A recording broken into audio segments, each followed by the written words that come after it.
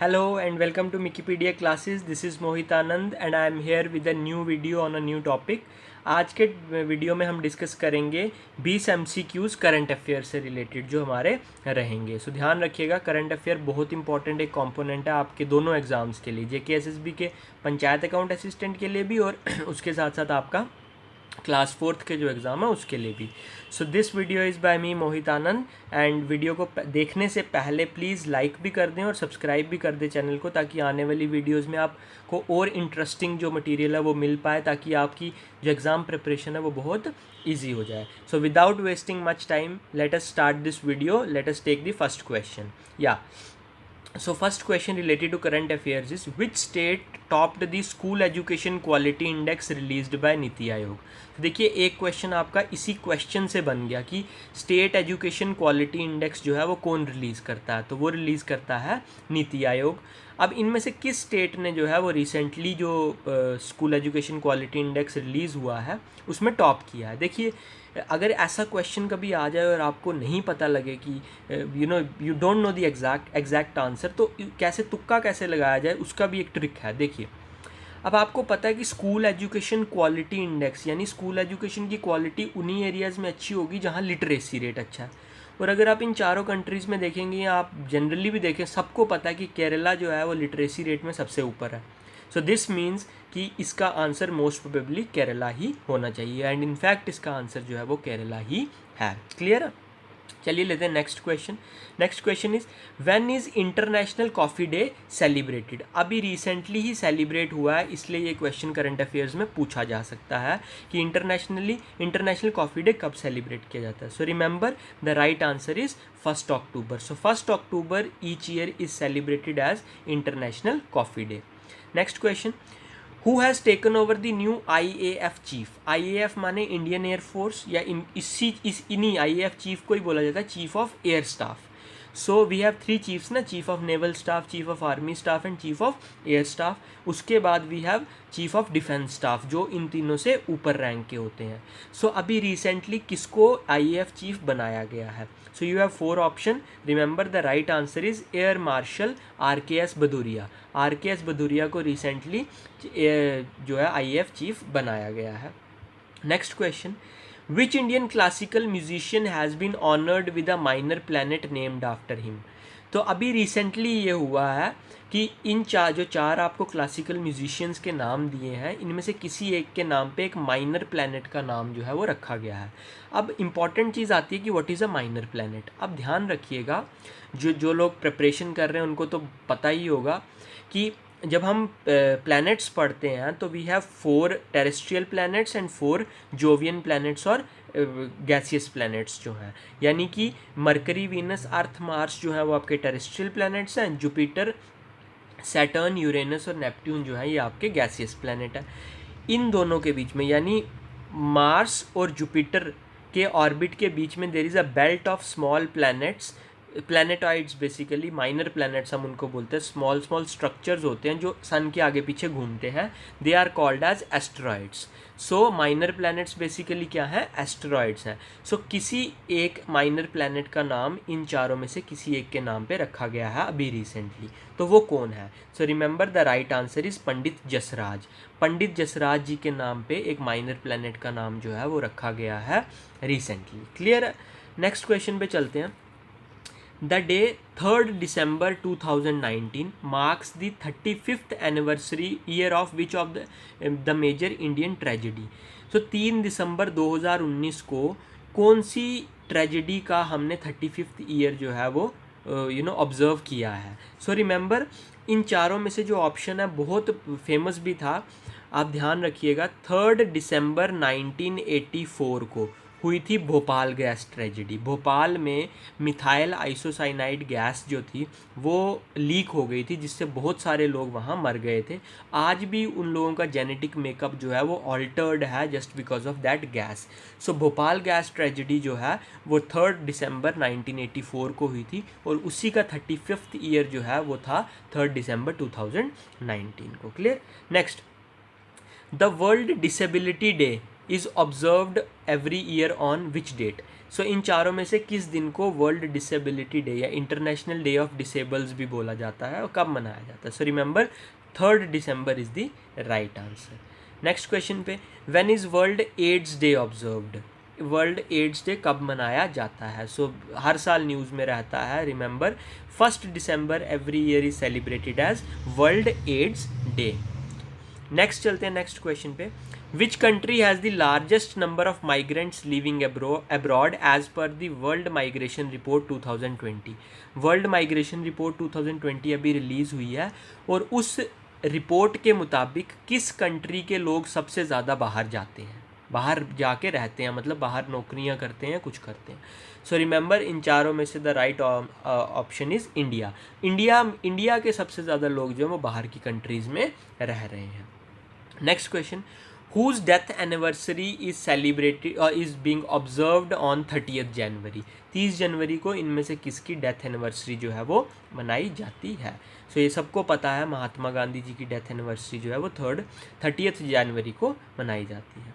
Next question is, which states disaster mitigation and management centre won the Subhash Chandra Bose आपदा प्रबंधन पुरस्कार 2020?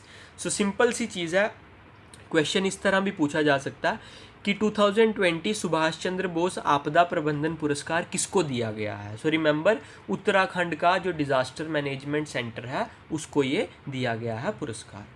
Next चलिए, what is India's rank in the global talent competitiveness index?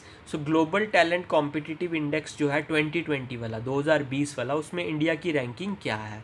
So remember the right answer is D, 72, 72nd rank है India का competitive index में। Clear? Next question, India's first e waste clinic किस city में start की गई है? अब e waste क्या होता है? E waste is basically electronic waste. जितने भी हम इलेक्ट्रॉनिक्स यूज़ करते हैं एक टाइम के बाद हम इनको डंप कर देते हैं। इनके बीच में बहुत सारे ऐसी इंपॉर्टेंट मेटल्स लगे होते हैं जो बड़े हैज़ार्डस हैं हमारे इसके लिए, एनवायरनमेंट के लिए। सो ई वेस्ट क्लिनिक ई वेस्ट को प्रोसेस करके उनमें से वो इम्पॉर्टेंट मेटल्स निकालने, इम्पॉर्टेंट चीज़ें निकालनी। देखिए सबसे इम्पॉर्टेंट जो क्या बोलते हैं, नॉन बायोडिग्रेडेबल चीज़ जो ई वेस्ट में होती है, that is plastic. So plastic ही सबसे ज़्यादा इंजरियस है। उसके अलावा you will find gold, titanium, silver, बड़े सारे ऐसे मेटल्स जो हैं वो हमें ई वेस्ट में मिलते हैं। सो ई वेस्ट को प्रोसेस करने के लिए एक क्लिनिक ओपन किया गया, पहला क्लिनिक इंडिया में, दैट इज़ इन भोपाल। सो ये चीज़ आप ध्यान रखिएगा, मध्य प्रदेश में खोला गया है। ठीक है। National science day is observed on, so national science day is basically observed on 28 फरवरी। ये बेसिकली वो दिन था जिस दिन जो सीवी रमन थे, चंद्रशेखर वेंकटा रमन थे, who is a physicist of India, basically he was the first Indian to basically get the Nobel Prize in physics.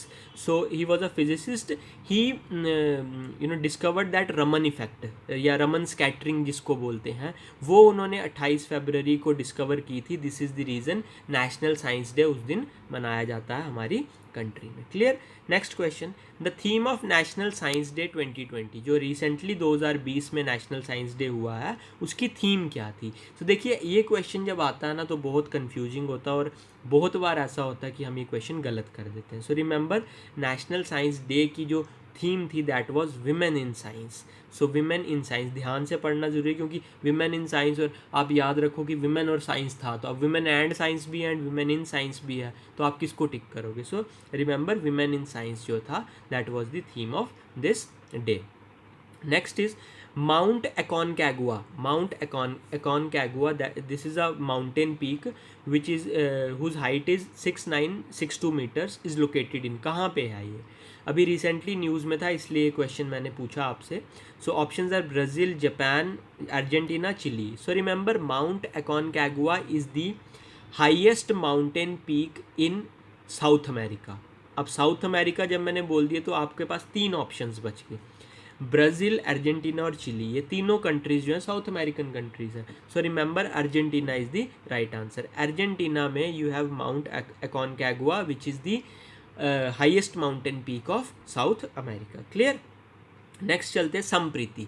Sampriti is a joint military exercise between India and which of the following nations. इन चारों में से किस nation के साथ India जो है एक जॉइंट मिलिट्री एक्सरसाइज करता है जिसका नाम है संप्रीति। रिमेंबर रिसेंटली जितने भी एग्जाम हो रहे हैं तो ये मिलिट्री एक्सरसाइजेज जो है ना बहुत ज़्यादा पूछी जाती हैं। सो ये this should be a focus area जो आपको ध्यान में रखना चाहिए, क्योंकि ये करंट में भी आएगा और जनरल नॉलेज में भी आपसे पूछा जा सकता है। सो रिमेंबर इंडिया और बांग्लादेश के बीच में जो जॉइंट मिलिट्री एक्सरसाइज होती है उसको हम संप्रीति के नाम से जानते हैं। Next is which of the following is not a permanent station of India in Antarctica. Antarctica you all know is one of the 7 continents.